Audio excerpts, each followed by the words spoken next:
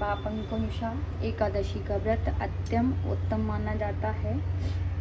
इस दिन भगवान विष्णु की पूजा होती है। हिंदू पंचांग के अनुसार एकादशी प्रत्येक माह शुक्ल पक्ष और कृष्ण पक्ष के 11वें दिन मनाई जाती है। इस साल यह 13 अक्टूबर यानी आज मनाई जा रही है, ऐसा कहा जाता है। इस व्रत के प्रभाव से साधक के सभी पापों का नाश होता है।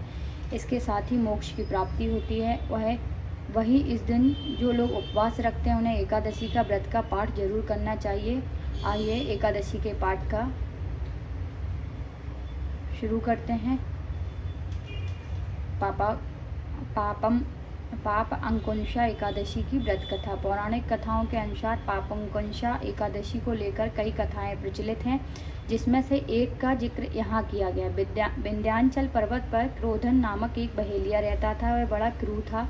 उसका सारा जीवन हिंसा, लूटपाट और गलत संगति में ही बीता था। एक दिन अचानक से उसे जंगल में तपस्या करते हुए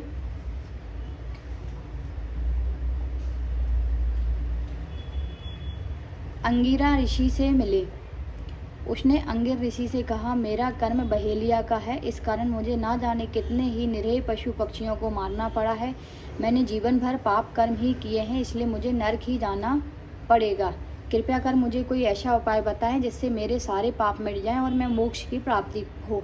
उसकी प्रार्थना को सुनकर महर्षि अंगारा ने उसे अश्विन शुक्ल पक्ष की पाप अंकुशा एकादशी का व्रत करने के लिए कहा। महर्षि के कहे अनुसार उस बहेलिये ने पापंकुशा एकादशी का व्रत रखा। भगवान श्री हरि की विधिवत पूजा की। विष्णु भगवान के आशीर्वाद से बहेलिया के सारे पाप नष्ट हो गए।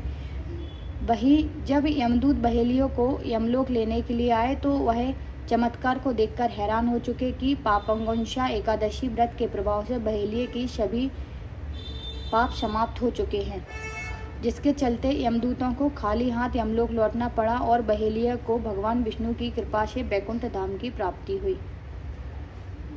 जय श्री कृष्णा। राधे राधे। पाप अंकुशा एकादशी। जय श्री कृष्णा।